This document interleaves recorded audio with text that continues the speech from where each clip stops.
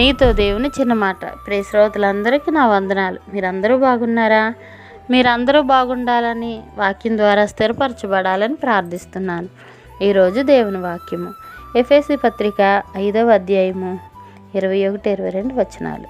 క్రీస్తు నందలి భయముతో ఒకనికొకడు లోబడి ఉండుడి. స్త్రీలారా, ప్రభువునకు వలె మీ సొంత పురుషులకు లోబడి ఉండుడి. ప్రియా దేవుని బిడ్డలారా, ఒకనికొకడు లోబడి ఉండుడి.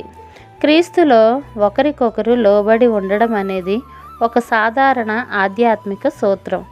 ఈ సూత్రాన్ని అన్నిటికంటే ముందు క్రైస్తవ కుటుంబాలకు అన్వయించుకోవాలి. ప్రతి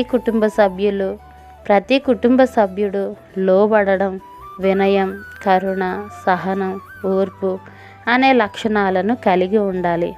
కుటుంబం మీద భర్తకున్న నాయకత్వ బాధ్యతలకు భార్య లోబడాలి. అంటే ప్రేమతో సమ్మతించాలి. ప్రేమతోనూ త్యాగపూర్వక మనస్సుతోనూ భర్త భార్య అవసరాలు తీర్చడానికి కట్టుబడాలి.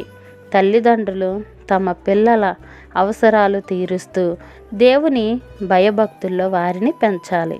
స్త్రీలారా, లోబడి ఉండుడి.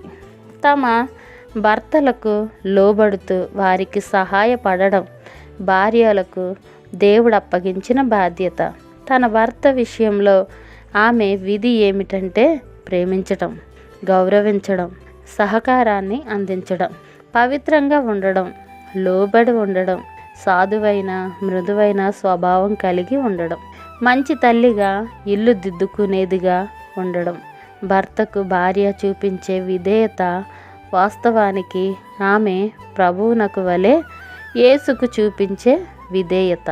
ఇట్లు మీ సహోదరి భాగ్యం. మరణాత. షలోం.